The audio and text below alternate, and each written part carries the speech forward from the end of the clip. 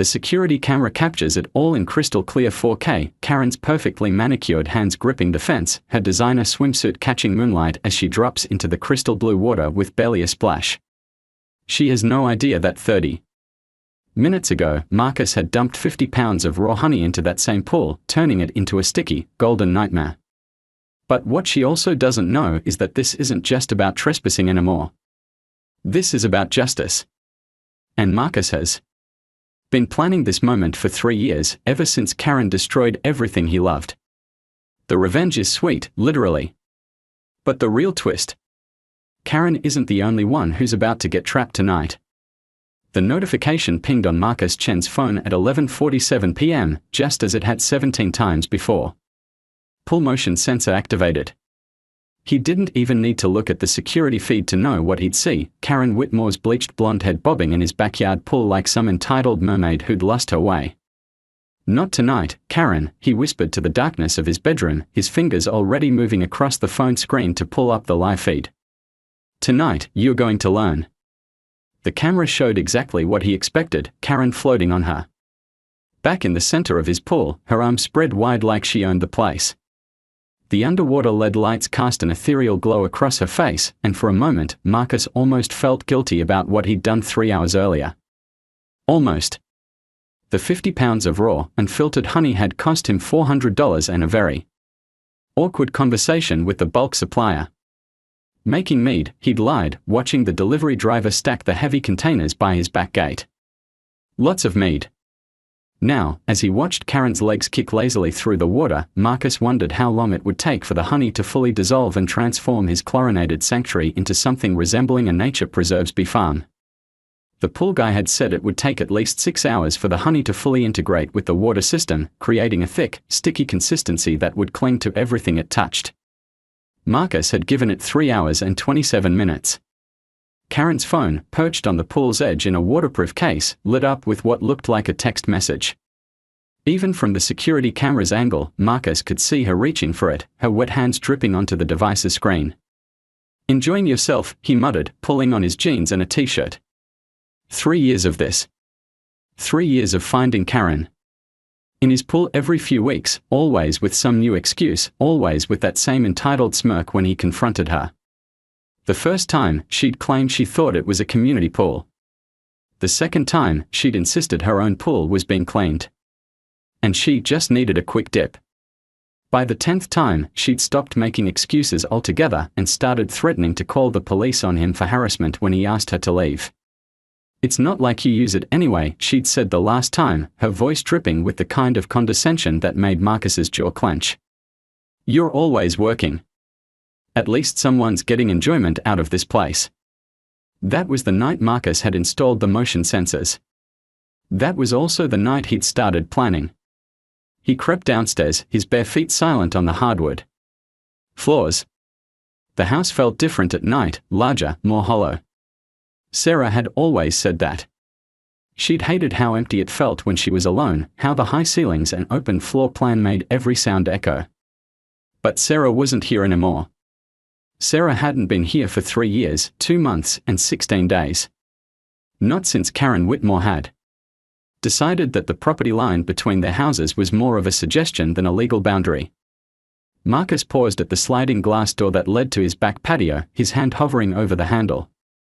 Through the glass, he could see Karen's silhouette in the pool, still floating, still oblivious. The honey would be working its magic by now, he knew. The water would be getting thicker, stickier, harder to move through. Soon, she'd notice something was wrong. The restraining order had been Karen's idea, of course. Filed 3 days after the incident that had changed everything. "Your client is clearly unstable," her lawyer had told the judge. Mrs. Whitmore was simply trying to retrieve her dog from the neighbor's yard when Mr. Chen became violent and threatening. What they hadn't mentioned was that Karen's dog was actually a trained attack animal that had been terrorizing the neighborhood for months. What they hadn't mentioned was that the retrieval had involved Karen breaking down Marcus's back gate with a crowbar. What they hadn't mentioned was that Sarah had been in the backyard when it happened, 7 months pregnant, trying to tend to her herb garden. The fall had been quick. Sarah had stumbled backward, startled by the sudden crash of splintering wood, and her feet had caught on the garden hose. Marcus had been inside, on a work call, when he heard her scream. The baby they'd planned to name him David had been born 3 hours later, at 28 weeks. He'd lived for 6 minutes. Sarah had lasted another 2 weeks before the infection took her. Karen's restraining order had prevented Marcus from attending either funeral. Now, as he watched her luxuriate in his pool, Marcus felt that familiar burn in his chest, the one that started small and grew until it consumed everything else. She'd taken his family. She'd taken his peace. She'd taken his right to grieve properly. Tonight, he was taking something back. The sliding door opened with barely a whisper. The night air hit his face, carrying the scent of chlorine and something else, something sweet and thick that made his nostrils flare. The honey was working faster than he'd expected. Beautiful night for a swim, he called out, his voice carrying across the water. Karen's head snapped up, her eyes finding him in the darkness. For a moment, she looked genuinely startled. Then, predictably, her expression hardened into that familiar mask of entitlement. Marcus, she said, her voice echoing off the water. I was just trespassing. Again. He stepped onto the patio, his bare feet cool against the stone. Breaking the restraining order. Again. She laughed, actually laughed, and the sound made something dark and violent twist in Marcus's stomach. Oh, please. The restraining order is against you, not me. I can be wherever I want to be. Not on my property, you can't. Prove it's your property. She gestured toward the fence line, where the wooden posts disappeared into shadows. Your precious survey was 3 years ago. Things change. Boundaries shift. Marcus felt his hands curl into fists. This was exactly what she'd said the night Sarah died. Exactly the same words, delivered with the same casual cruelty. You know what else changes, Karen? He walked closer to the pool's edge, close enough to see the confusion starting to creep into her eyes. Water composition. That's when she tried to stand up. The honey had done its work. Karen's movements, which had been fluid and graceful moments before, suddenly became labored and clumsy. Her legs kicked against the thick, viscous water, but instead of propelling her forward, they seemed to stick and drag. Her arms, reaching for the pool's edge, moved through the golden liquid like she was swimming through molasses. What? She gasped, her mouth opening in surprise. What did you do? Marcus knelt down beside the pool, close enough to see the panic starting to bloom in her eyes. Honey, he said simply. 50 pounds of it. Raw, unfiltered, straight from the hive. Karen's face went white. She threshed harder, but the honey water clung to her like liquid amber, slowing every movement, making every stroke a monumental effort. You're insane. You could have killed me. Could have. Marcus's voice was steady, calm. But I didn't. See, Karen, I'm not like you. I don't take lives. I just complicate them. She was struggling toward the shallow end now, her breathing becoming labored as the thick liquid made every movement exhausting. The police, I'll call the police, with what phone? Marcus nodded toward her device, still sitting on the pool's edge. And tell them what? That you were trespassing on my property at midnight and I put honey in my own pool. Karen's eyes darted between Marcus and her phone, calculating. She was smart enough to know he was right. Smart enough to know she'd painted herself into a corner. But not smart enough to know what Marcus had planned next. Here's what's going to happen, he said, standing up and walking to the pool house. You're going to stay right there in my honey trap until sunrise. Then you're going to drag yourself out, drive home, and never set foot on my property again. I can't, Karen's voice cracked. I can't stay in here all night. This stuff it's like glue. Then you should have thought of that before you broke into my pool. Again. Marcus disappeared into the pool house, leaving Karen alone with the slowly thickening water and her growing panic. He could hear her calling his name, her voice echoing off the water, but he ignored it. He had preparations to make. Inside the Pool house. He pulled out his phone and scrolled through his contacts until he found the number he'd been saving for 3 years. Detective Riley Morrison, the cop who'd handled Sarah's case. The one who'd told Marcus, off the record, that if he ever had solid evidence of Karen's harassment, he should call. The phone rang twice before Riley's groggy voice answered. Morrison. Detective, it's Marcus Chen. I think it's time we had that conversation about Karen Whitmore. There was a pause, then the sound of Riley sitting up in bed. What happened? She's trespassing. Again. But this time, I've got her on video BR. Detective Morrison's flashlight beam swept across the pool, illuminating Karen's honey-slicked form like some twisted crime scene photo. But his expression wasn't one of satisfaction or vindication. It was something much worse, recognition mixed with dread. Jesus Christ, Marcus, Morrison whispered, lowering his light. What have you done? Behind him, 2 uniformed officers emerged from the shadows, their own flashlights dancing across the scene. Officer Janet Hayes, a 20-year veteran with steel grey hair, took one look at Karen struggling in the viscous water and immediately reached for her radio. Control, this is Unit 47. We are going to need EMTs at 1247 Oakwood Drive. Possible. Chemical exposure, victim in distress. Chemical exposure. Marcus stepped forward, his calm demeanor cracking. It's honey. Just honey. 50 pounds of raw honey, Morrison said grimly, pulling out his own phone. In a chlorinated pool. Do you have any idea what that combination can do to human skin after prolonged exposure? The question hit Marcus like a physical blow. In all his planning, in all his fantasies of revenge, he'd never considered the chemical interaction. He'd thought about embarrassment, about inconvenience, about Karen finally facing consequences. He hadn't thought about burns. I didn't, Marcus started, but Morrison cut him off. Officer Hayes, get in there and help her out. Now. Hayes was already stripping off her utility belt, her movements efficient and practiced. I'm going to need you to stop struggling and let me help you, okay? The more you fight it, the worse it's going to get. Karen's response was barely coherent, a mixture of sobs and gasps that echoed off the water. Her skin, Marcus noticed with growing horror, was beginning to show angry red welts where the honey-chlorine mixture had been in contact the longest. She's been in there for almost an hour, Morrison said, his voice low and dangerous. An hour, Marcus. In that chemical soup you created. The EMTs arrived in a flurry of equipment and urgent voices. Marcus watched in numb disbelief as they worked to extract Karen from the pool, her honey-coated body slipping and sliding as they tried to get purchase on her limbs. The substance that had seemed so perfect for trapping her was now making rescue nearly impossible. We need to neutralize the honey, one of the paramedics called out. It's acting like an adhesive. Her skin is starting to tear. Tear. The word hit Marcus like a sledgehammer. This wasn't supposed to happen. None of this was supposed to happen. Garden hose, Officer Hayes commanded, pointing toward the corner of the yard. We need to dilute this mixture before we can move her safely. As the EMTs worked to free Karen from what had become a trap far more dangerous than Marcus had intended, Detective Morrison grabbed his arm and pulled him aside. We need to talk.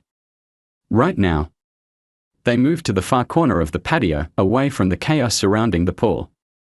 Morrison's face was grim in the porch light, his usual measured demeanor replaced by something closer to anger. 3 years. Morrison said quietly. 3 years I've been waiting for you to cross a line, and tonight you didn't just cross it, you pole vaulted over it. She's been trespassing, and you've been documenting it. Building a case. I told you to call me when you had evidence, not when you had a victim.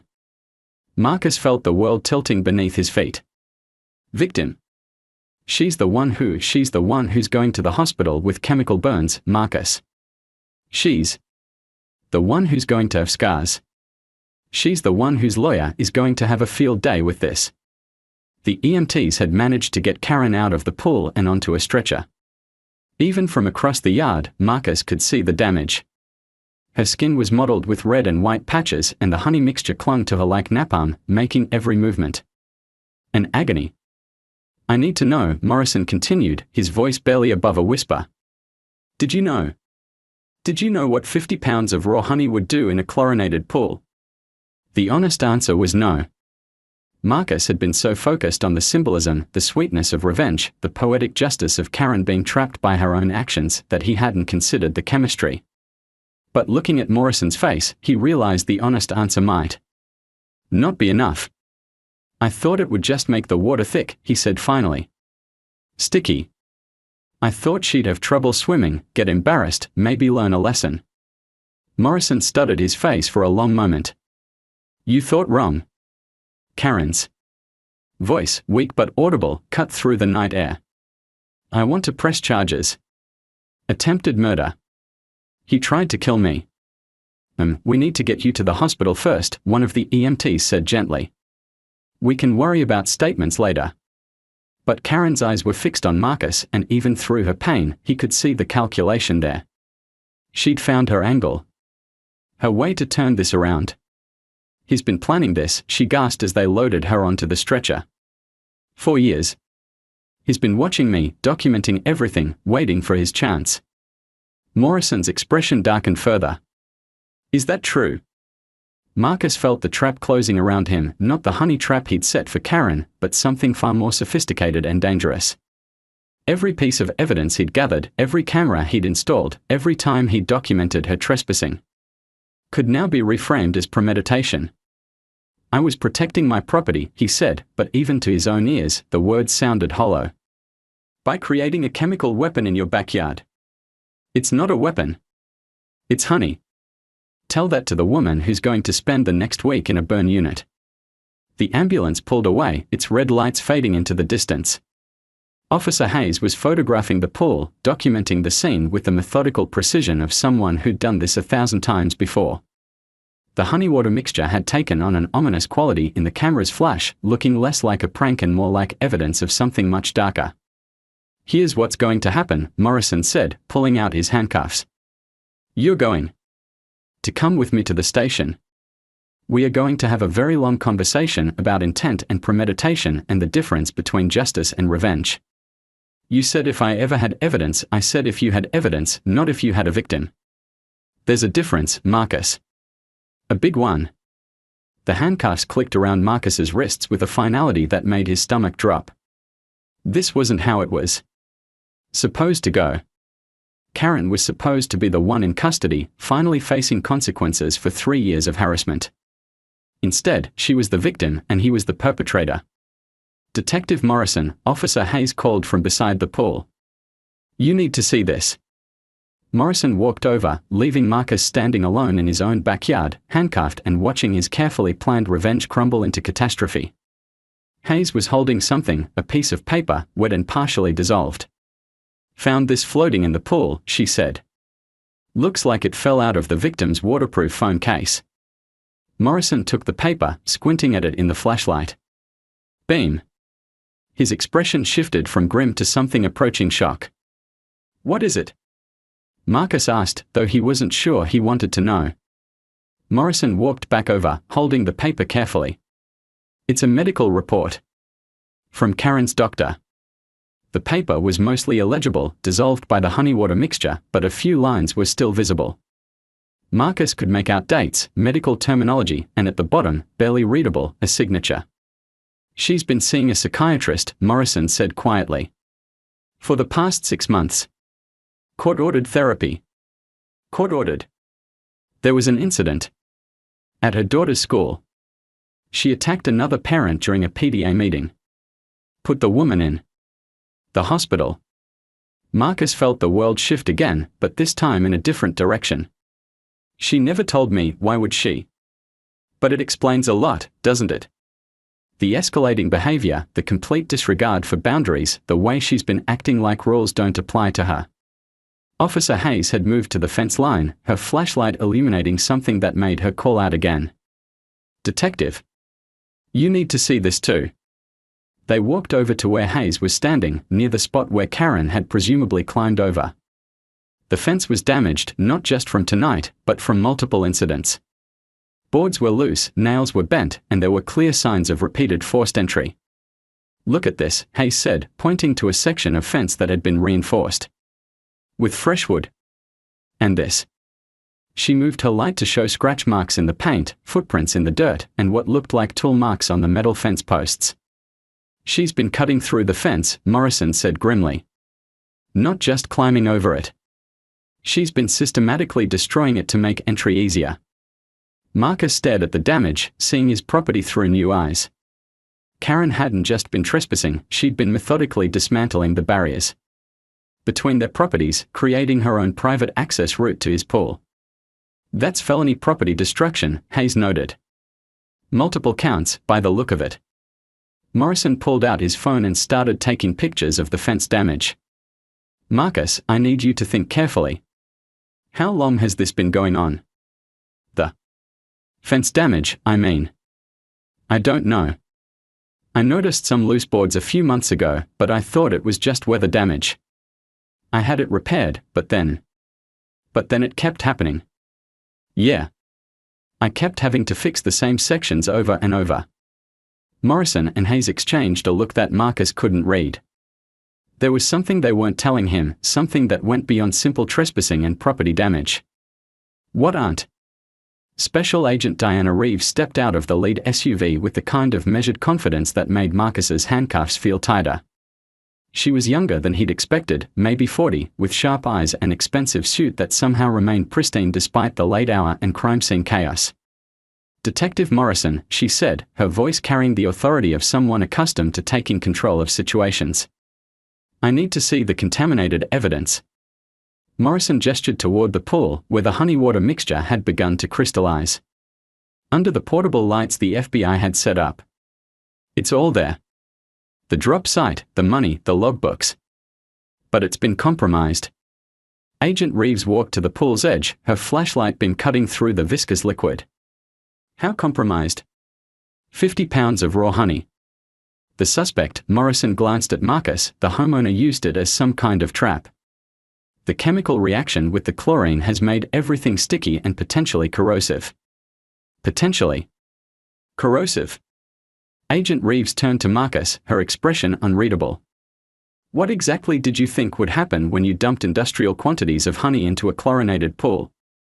Marcus felt the weight of 6 federal agents watching him, their silence more intimidating than any interrogation technique. I thought it would just make the water thick. I thought she'd get stuck, get embarrassed, learn a lesson. Learn a lesson. Agent Reeves repeated the words like she was tasting something bitter. About what? About trespassing.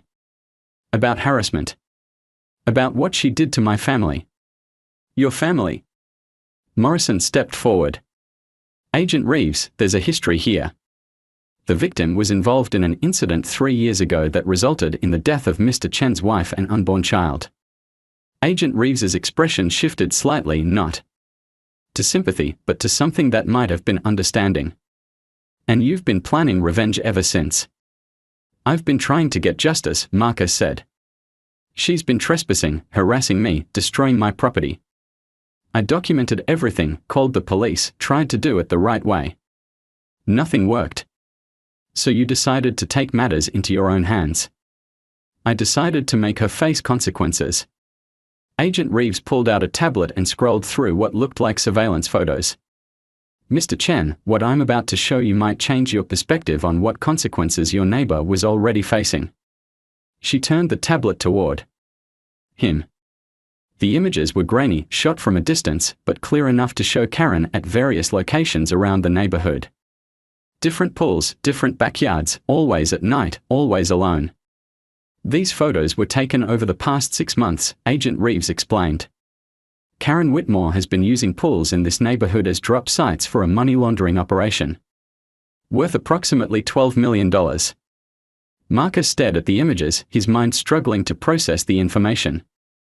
12 million. She's been working with a network of individuals who use residential pools for what we call water displacement. Money laundering. They hide waterproof containers in pool equipment, use the regular maintenance schedules to move money without detection. It's actually quite sophisticated. Agent Reeves swiped to another image, Karen's car parked in various driveways. Karen. talking to people Marcus didn't recognize, Karen entering and leaving houses throughout the neighborhood. Your pool wasn't the only one she was using. It was just the most convenient, given your work schedule and the fact that you lived alone. She knew I lived alone. She knew everything about you, Mr. Chen. Your work schedule, your travel patterns, your grief counseling appointments. She'd been watching you as carefully as you'd been watching her.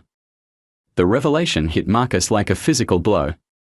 While he'd been documenting Karen's trespassing, building his case for harassment, she'd been conducting surveillance on him to facilitate her criminal activities. The trespassing, the harassment, the destruction of your fence, it wasn't personal, Agent Reeves continued.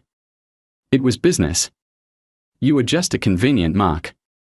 Marcus felt something cold settle in his stomach. So Sarah's death was an accident that happened to provide Karen with the perfect cover story.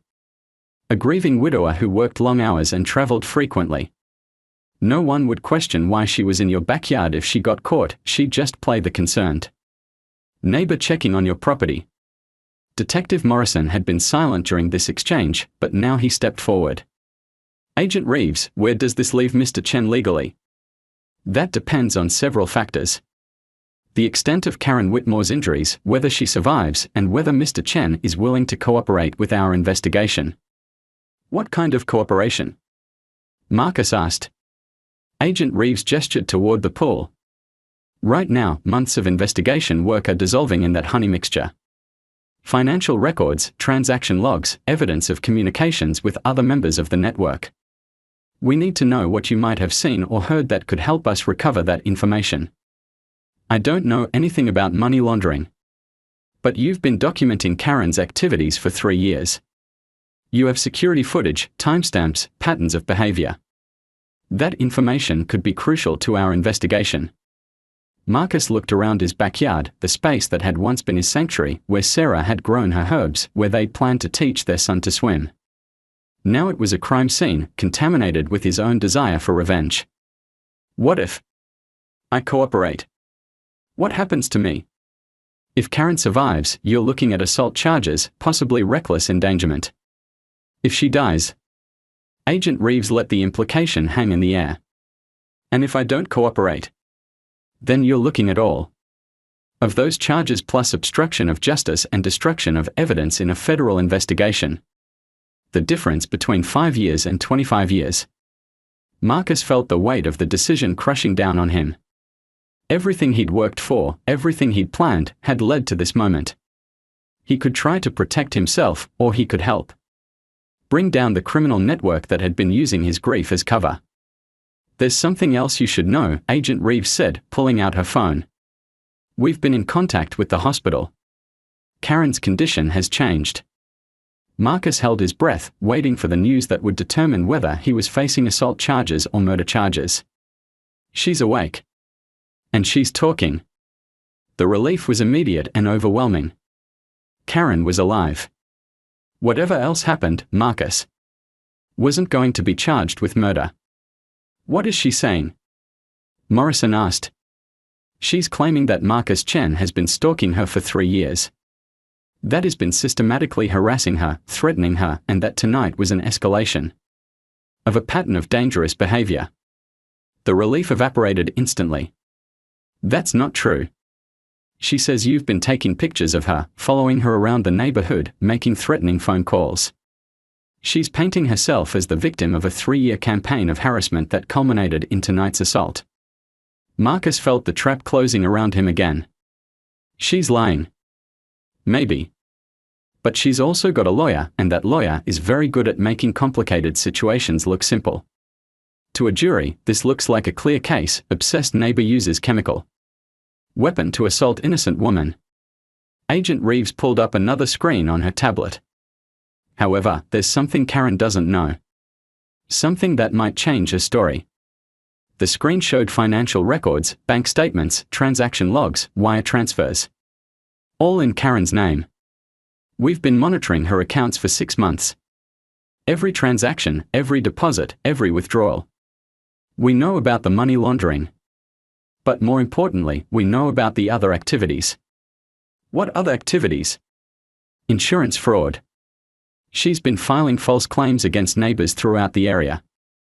Slip and fall accidents, property damage, personal injury. Always small amounts, always settled out of court. Marcus stared at the records, seeing a pattern he'd never noticed before. She filed a claim against me. 3 years ago, right after Sarah died. She claimed I damaged her fence during some kind of confrontation. And you paid it. My insurance company paid it. They said it was cheaper than fighting it in court. Agent Reeves nodded grimly. She's been doing this for years, Mr. Chen. Using her neighbor's grief, distraction, and desire to avoid conflict to commit systematic fraud. You weren't her first victim. You were just her most convenient one. The full scope of Karen's manipulation was becoming clear. The harassment, the trespassing, the destruction of his property, it had all been part of a larger pattern of exploitation. So what happens now? Marcus asked. Now, we use what we know to flip the script. Karen thinks she's got you trapped with her harassment claims.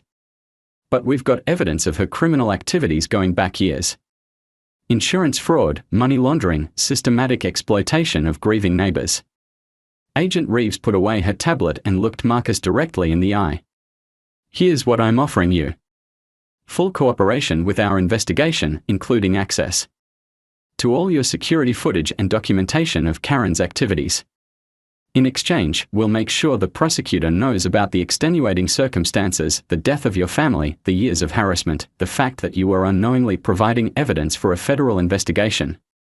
And if I say no, then you face the charges alone, without federal support, and Karen gets to play the victim while her criminal network continues to operate. Marcus looked around his backyard.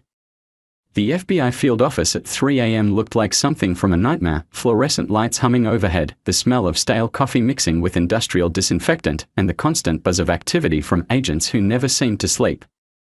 Marcus sat in interview room B, his hands finally free of handcuffs but somehow feeling more trapped than ever.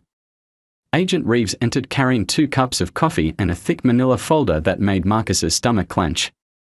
She set 1 cup in front of him and opened the folder to reveal a stack of documents that looked freshly printed. Karen's been busy, she said without preamble. Her lawyer filed a formal complaint 2 hours ago. Stalking, harassment, assault with a deadly weapon, and my personal favorite, terrorist threats involving chemical weapons. Marcus stared at the papers, the legal terminology blurring together. Chemical weapons? Apparently, your honey trap constitutes a deliberate deployment of caustic substances designed to cause bodily harm. Her lawyer's painting you as some kind of domestic terrorist who's been planning this attack for 3 years. That's insane. Insane, but effective. The media's already picked up the story. Grieving widower turns vigilante, attacks innocent neighbor with chemical trap. It's trending on social media. Agent Reeves pulled out her phone and showed Marcus the headlines. The story had exploded overnight, with Karen positioned as the victim of a deranged neighbor's 3-year campaign of terror. There were photos of his house, aerial shots of the contaminated pool, and worst of all, a hospital photo of Karen with visible chemical burns on her arms and face. She looks like a victim, Marcus said quietly. She is a victim. That's the problem. Whatever else she's done, whatever crimes she's committed, you did put her in the hospital with chemical burns. That's a fact that's very hard to argue with. Agent Reeves sat down across from him, her expression more serious than it had been outside. But there's something else. Something that changes everything. She pulled out a recording device and set it on the table. This is from Karen's hospital room. She thought she was talking privately with her lawyer, but hospital rooms aren't as private as people think. The recording crackled to life, Karen's voice weak but unmistakably calculating. Need to move fast on this. If the feds start digging into the pool operation, they're going to find connections to Chicago, and then we are all fucked. Her lawyer's response was cautious. Karen, you need to focus on your recovery. Let me handle the legal strategy. The legal strategy is simple. Chen's the perfect fall guy. Crazy grieving widower, history of mental instability, 3 years of documented obsession. We paint him as a domestic terrorist and walk away as the victim. What about the money laundering investigation? What investigation? All the evidence is dissolved in honey water soup. Without the financial records, they've got nothing. And I've got a dozen witnesses who'll testify that Chen's been stalking me. Agent Reeves stopped the recording.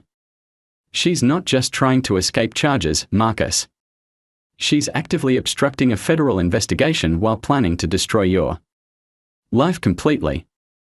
Marcus felt something cold and sharp settle in his chest. After everything Karen had taken from him, his wife, his child, his peace of mind, she was now trying to take his freedom and his reputation. There's more, Agent Reeves continued, restarting the recording. And the beauty of it is, Chen actually believes he's the victim here. He has no idea that every time he called the police about me, he was creating documentation for my harassment defense. Every security camera he installed, every report he filed, every piece of evidence he collected, it all supports my story now. Her lawyer's voice carried a note of admiration. You've been planning this for a while. 3 years. Ever since his wife took that convenient tumble in the backyard. I knew eventually Chen would snap, and when he did, I'd be ready. I just didn't expect him to be quite so creative with the revenge. The recording ended, leaving the room in deadly silence. Marcus stared at the device, his mind struggling to process what he'd just heard. She planned this, he said finally. The whole thing. She's been manipulating me for 3 years, waiting for me to do something she could use against me. And now she's trying to use your crime to cover up hers, Agent Reeves confirmed. But she made one crucial mistake. What's that? She admitted on tape that she's been deliberately provoking you, that she's been using your grief as cover for criminal activities, and that she's actively obstructing our investigation. Agent Reeves pulled out another device, a laptop this time. But we've got something else. Something that Karen doesn't know about. The screen showed security footage from a camera Marcus didn't recognize. The angle was wrong for his system. And the quality was too good for neighborhood surveillance. Federal surveillance, Agent Reeves explained. We've been watching Karen for 6 months, and that includes watching her interactions with you. The footage showed Karen in Marcus's backyard, but not just swimming. She was methodically going through his pool equipment, hiding packages, retrieving others. But more damning than that, it showed her deliberately damaging his fence, making the repairs look like weather damage. She's been sabotaging your property to make her access easier, Agent Reeves said. And she's been timing it to coincide with your work travel so you'd think it was natural deterioration.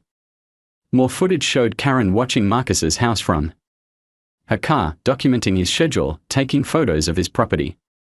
The stalking behavior she was accusing him of, she had been doing to him. This is evidence of premeditation, Agent Reeves continued. Not for tonight's incident, but for a 3-year campaign of psychological manipulation designed to drive you to exactly this point. Marcus watched himself on the screen, going about his daily life completely unaware that he was being systematically manipulated by a woman he thought was just a neighbor from hell. She studied me, he realized. Like a lab rat. She studied all her victims. It's part of her method. She finds people who are vulnerable, isolated, dealing with trauma, and she pushes them until they break. Then she uses their breakdown to cover her own crimes. Agent Reeves closed the laptop and leaned forward. Here's what's going to happen. Karen thinks she's got the perfect setup, she's the victim, you're the villain, and all the evidence of her crimes is destroyed. But she doesn't know about our surveillance footage, and she doesn't know we recorded her confession. So what's the plan? We let her think she's winning. Her lawyers arranged a press conference for tomorrow morning. She's going to play the victim, demand justice, call for charges against you for domestic terrorism. And then we release the surveillance footage and the hospital recording. We show the world who Karen Whitmore really is, not a victim, but a predator who's been systematically destroying families for a decade. Marcus felt a spark of something he hadn't experienced in years, hope. Not for revenge, but for actual justice. But there's a risk, Agent Reeves warned. If we do this, Karen's going to know that we've been watching her. She'll lawyer up completely, stop talking, and we might lose our chance to get the rest of her network. What are you saying? I'm saying you have a choice. We can clear your name publicly, expose Karen as the criminal she is, and you walk away with minimal charges. Or you can help us take down her entire operation, which means staying in the shadows while she continues to play victim for a few more weeks. Marcus thought about Sarah, about David, about the 7 families Karen had destroyed before his. The choice wasn't really a choice at all. How long would I have to wait? 2 weeks, maybe 3. Long enough for us to gather the rest of her network, track down the other victims, build a comprehensive case that puts her away for life instead of just a few years. And in the meantime, you're the villain. The media will destroy you, your neighbors will hate you, and Karen gets to play the suffering victim. Marcus looked around the stark interview room, thinking about the honey trap that had seemed so clever just hours ago. It had caught Karen, but it had also caught him. The difference was, he now had a choice about what to do with his captivity. What happens to me during those 3 weeks? House arrest, ankle monitor, regular check-ins. You can't leave the county, can't contact Karen or any witnesses, can't give interviews or make public statements. Essentially, you disappear while we work. And after 3 weeks? After 3 weeks, Karen's network gets arrested, her victims get justice, and you get your life back. Plus, the charges against you get reduced to misdemeanor assault. You'll probably get community service and probation. Agent Reeves pulled out a formal agreement and set it in front of him. This is a cooperation agreement. If you sign it, you're officially a federal witness. If you don't, you face the charges alone. And Karen's narrative becomes the official story. Marcus picked up the pen, thinking about Sarah's herb garden, about the son who never got to take his first breath, about the life that had been stolen from him. Karen had spent 3 years manipulating him, pushing him toward this moment. But now, finally, he had the power to choose how the story ended. He signed the document. Good choice, Agent Reeves said, collecting the papers. Now comes the hard part. What's the hard part? Making the world believe you're the monster while we build the case to prove you're. 3 weeks of hell had a very specific smell, stale coffee, printer ink, and the metallic taste of anxiety that never quite left Marcus's mouth. He watched Karen's press conference from his living room, ankle monitor heavy against his skin, as she played her final card with Oscar-worthy precision. I just want my life back, Karen sobbed into the microphones, her chemical burns visible but healing, her designer hospital gown replaced by a carefully chosen outfit that screamed a victim. 3 years of living in fear, of wondering when Marcus Chen would finally snap completely. I should have seen this coming. The reporters ate it up. The domestic terrorism angle had legs, and Karen's lawyer had crafted a narrative so compelling that even Marcus almost believed it. Grieving widower becomes obsessed with innocent neighbor. Documents her every move. Plans elaborate chemical attack. Nearly kills her in twisted revenge fantasy. Marcus's phone had been ringing non-stop for 3 weeks, reporters, former colleagues. Neighbors who wanted to know how they'd lived next to a monster without knowing it. He'd answered none of them. The cooperation agreement bound him to silence while the FBI built their case, but today was different. Today, Agent Reeves was finally ready to reveal what they'd found. The doorbell rang at exactly 2 p.m. Agent Reeves stood on his porch with Detective Morrison and someone new, a woman in her 50s with graying hair and the kind of face that had seen too much tragedy. Marcus, this is Dr. Elizabeth Santos from the medical examiner's office, Agent Reeves said as they entered. She's been reviewing Sarah's case.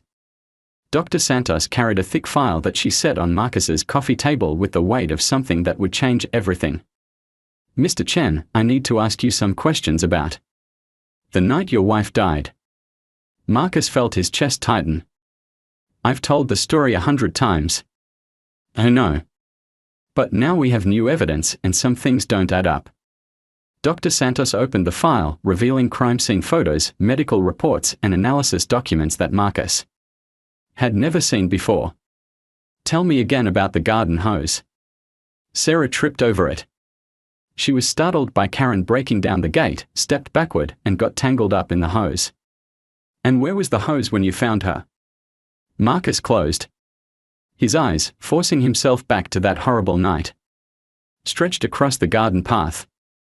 I remember thinking it was strange because Sarah always coiled it up after watering. Dr. Santos pulled out a crime scene photo. This photo was taken by the first responding officer. Notice anything unusual? Marcus studied the image. There was the garden, there was Sarah's body, there was the broken gate. But the hose that's coiled up, he said slowly. The hose is coiled up by the spigot. Which means it wasn't stretched across the path when the officers arrived. Someone moved it between the time Sarah fell and the time police photographed the scene. Agent Reeves leaned forward. Who else was in your backyard that night, Marcus? Just Karen. She was there when I found Sarah, said she was trying to help. For how long? Marcus tried to remember through the haze of panic and grief. I don't know. Maybe 10, 15 minutes before the ambulance arrived. She kept saying it was an accident, that she was so sorry, that she never meant for anything like this to happen. Dr. Santos pulled out another document. This is Sarah's autopsy report. The original conclusion was that she died from complications related to premature labor caused by the fall. That's what they told me. But we've had the body re-examined using newer forensic techniques. Sarah didn't just fall backward and get tangled in the hose. She fell backward because she was pushed. The words hit Marcus like a physical blow. Pushed? The bruising pattern on her shoulders is consistent with someone grabbing her from behind and shoving her backward. The angle of the fall, the way she landed, it wasn't a trip. It was assault. Marcus felt the room spinning around him. Karen pushed her. We think so. But proving it required analyzing evidence that was overlooked 3 years ago. Agent Reeves pulled out her tablet and showed Marcus a video he'd never seen before. This is from a traffic camera 2 blocks away.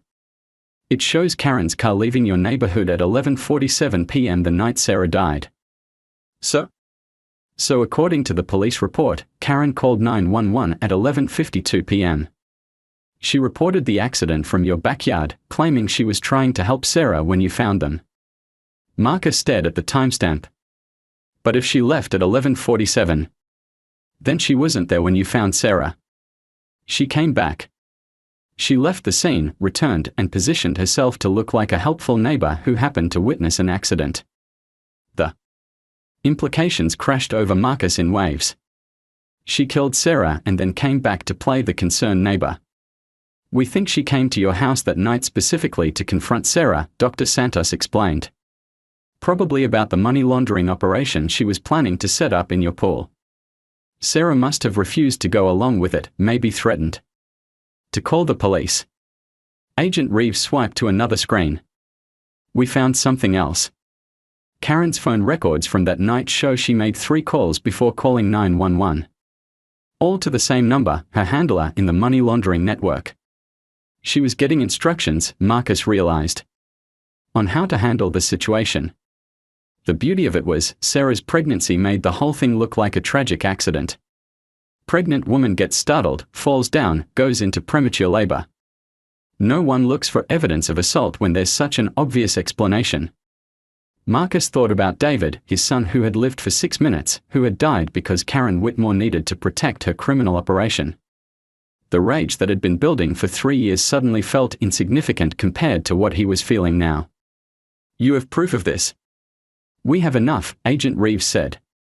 The re-examined autopsy, the traffic camera, the phone records, Karen's own admissions in the hospital recording about how convenient Sarah's death was for her plans. Detective Morrison, who had been silent throughout the conversation, finally spoke. Marcus, I owe you an apology. We should have looked deeper into that night. We should have questioned Karen's story more carefully. Why didn't you? Because she was convincing. Because pregnant women do fall and go into premature labor. Because you were so obviously devastated that it never occurred to us you might not be the only one grieving. Agent Reeves checked her watch. In about 20 minutes, Karen's going to be arrested. Murder in the first degree, conspiracy, money laundering, insurance fraud, and about a dozen other charges.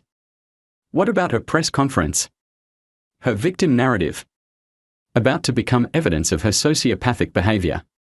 We're releasing everything, the surveillance footage, the hospital recordings, the new autopsy findings. By tonight, the world will know who Karen Whitmore really is. Dr. Santos closed her file and looked at Marcus with something that might have been sympathy. Mr. Chen, I know this doesn't bring your family back. But at least now you know the truth. The truth. Marcus had been seeking it for 3 years, through documentation and security cameras and finally through honey traps and federal cooperation. But the truth was bigger and more horrible than he'd ever imagined. Agent Reeves's phone buzzed. That's our signal. Karen's in custody. Through his front window, Marcus could see news vans already arriving in the neighborhood. The story was about to flip completely, from domestic terrorist to grieving husband, from villain to victim, from stalker to the stalked. What happens now? He asked. Now you get your life back, Agent Reeves said. The charges against you are dropped. Karen's network gets dismantled. Her victims get justice. And you get to grieve properly for the first time in 3 years. Marcus walked to his back patio and looked out at the pool. The honey water mixture had finally been drained and cleaned, but the pool remained empty. He wasn't sure he'd ever want to fill it again. There's one more thing, Agent Reeves said, joining him outside. Something Karen said in one of her recorded conversations that I thought you should know. What's that? She said Sarah fought back that night. Said she was tougher than Karen expected, that she almost got away. Marcus felt a strange mixture of pride and heartbreak. Even 7 months pregnant, even caught off guard by a sociopathic neighbor, Sarah had fought for their son. Karen also said something else. She said Sarah's last words were about you. Marcus turned to look at Agent Reeves, afraid to ask but needing to know. She said Sarah told her that you would never stop looking for the truth. That you would never give up, never let go, never stop fighting for justice. Karen was scared of that, even then. Across town, the news was breaking. Karen Whitmore, the supposed victim of a domestic terrorism attack, had been arrested for murder. The honey trap that had seemed like Marcus's downfall 3 weeks ago was now being hailed as the brilliant move that finally exposed a decade-long criminal conspiracy, but Marcus wasn't thinking about vindication or justice or even revenge. He was thinking about Sarah in the herb garden, 7 months pregnant with their son, standing up to a killer because she knew her husband would never stop fighting for the truth. The honey trap had caught Karen, just as Marcus had planned. But it had also caught something else, the evidence that would finally reveal what had really happened the night his family died. As the sun set over the empty pool, Marcus Chen finally allowed himself to grieve. Not just for what he had lost, but for what he had never known he was fighting for. Sarah had been right. Hee ha.